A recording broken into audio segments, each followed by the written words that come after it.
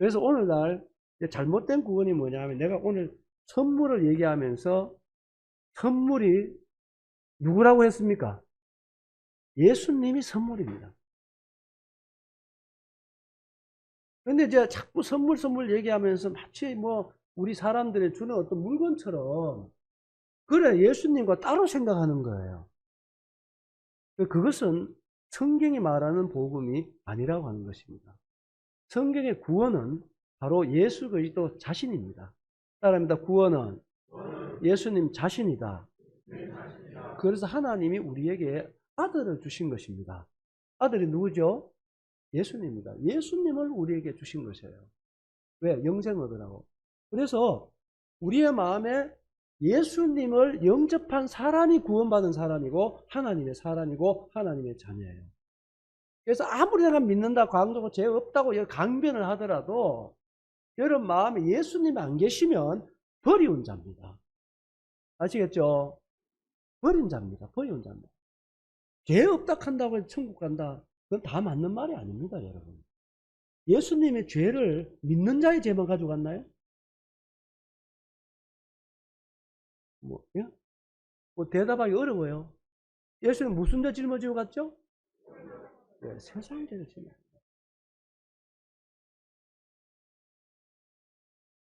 믿는 자의 죄만 가져간 게 아니에요, 여러분.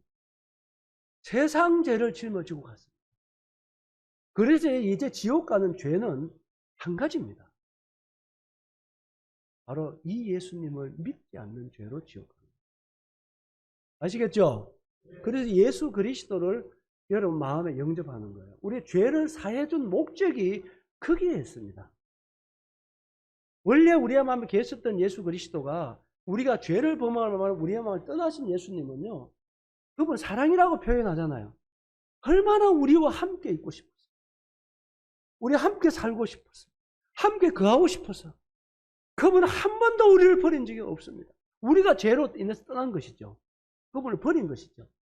우리는 잊고 살았지만 그분은 만물을 통해서 수많은 종들을 통해서 여전히 우리가 다가오고 계신 분이었어요. 우리와 함께 거하는. 그래서 그 죄 문제를 우리가 해결할 수 없잖아요. 예수님은 의로운 분이잖아요. 죄와 함께 거할 수 없습니다. 그래서 그 죄를 우리가 해결하라고 수천 년 동안 기회를 줬지만 해결 못했잖아요. 그래서 예수님이 친히 오신 거예요. 친히 오셔서 친히 나무에 달려서 그분은 우리의 죄를 해결해 줬잖아요. 왜 해결해 줬습니까? 그분이 우리의 마음에 들어오시려고요. 따라서 예수님 내 마음에 들어오시려고 그래서 우리 죄를 해결해 주신 거예요. 죄를 사하는 그 자체가 목적이 아니라니까요. 그 죄를 받는 그 마음 속에 예수님이 들어오려고요. 주인으로 들어오려고 우리 죄를 사해 준 거예요. 잘 알아들었죠? 잘 알아들었습니까? 그래서 예수님은 우리 마음에 들어오셔서 영원히 함께 사는 것입니다. 떠나지 않고 우리 함께 하는 것입니다. 마가복음 3장 13절에 나오잖아요. 예수님께 제자를 부르신 목적이 있습니다. 부르신 목적이 첫째, 둘째, 셋째가 있다고 한다면 첫째가 뭐냐면 함께 있고 싶어서 부른 것입니다. 따라서 함께 있고 싶어서 한 게 아니에요. 함께 있고 싶은 것입니다. 그게 사랑인 거예요. 데살로니가전서 5장 10절에 나오잖아요. 예수님 우리를 위해서 자신의 목숨을 버리신 것은 살든지 죽든지 우리와 함께 살고 싶어서 그렇게 주님이 십자가를 지시고 우리 죄를 사해 주신 것입니다. 그런데 우리가 잘못 믿으면 이러한 예수님은 없는 채 죄사함만 주장하는 사람이 있어요. 죄사함만 따와서 난 죄 없다 이거예요. 그러고 지 맘대로 살아요. 그건 구원이 아닙니다. 그런 사람 내가 만나면 당신은 2중 3중으로 해결해야 된다며 그런 얘기예요. 어떻게 그러라고 예수님이 우리를 위해서 십자가를 죽으셨나요? 아니지 않습니까? 그분이 정말 들어오셔서 나의 주인이 돼가지고 나의 모든 것이 되시기 위해서 그분이 죄를 사해 주신 것입니다. 아멘입니까? 그런데요, 예수님에 대해서 오해하는 경우가 너무 많습니다. 뭐 예수 주인으로 영접하다 이러니까 마치 주인과 종 이것만 얘기해가지고 여러분 마음에 온갖 사달이 역사할 수 있는데요. 저는 예수님이 나의 주인인 것이 너무 감사합니다.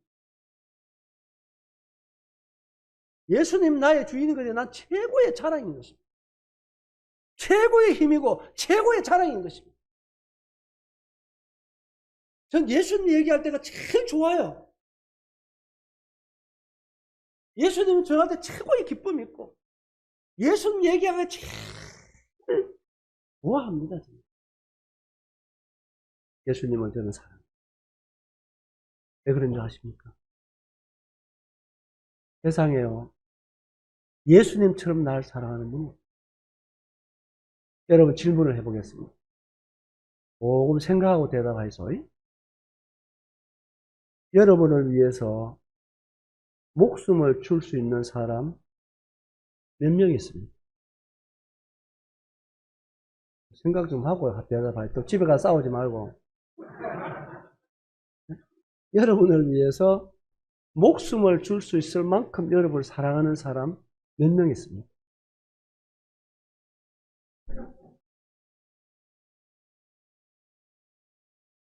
아마 쉽지 않을 것입니다. 우리가 사랑 얘기를 많이 하지만 진짜 손가락 하나 끊어주는 것도 쉽지 않아요. 그런데요, 예수님은 그런 분이에요. 우리를 위해서 모든 것을 다 주신 분이에요. 이분이 나의 주인이라는 거예요. 내가 이분을 섬긴다는 거예요. 이거보다 영광스러운 게 있습니다. 이러한 예수 그리스도를 여러분 주인으로 모신 사람은 세상에서 가장 행복한 사람인 거예요. 아멘입니까? 그래서 예수님을 정말 갈 때마다 예수님 사랑하고 싶고 난 예수님 외에는 진짜 할 얘기가 없는 사람이에요. 저는. 그래서 예수님을 얘기할 수 있는 것이 얼마나 행복한가 감사한가 몰라요. 그래서 예수님이 제 생애를 통해서 영광 받으시고 또 영광스러운 복음을 전가하는 일에 미력 하나만 이렇게 사용해 주시는 것이 얼마나 감사합니까? 이거보다 복된 일이 어디 있나요? 얼마나 감사합니다. 그래서 저는 예수님을 전 제일 사랑하거든요. 그래서 저는 예수님이 정말 좋아요. 그래서 예수님을 따르는 것이 행복해요.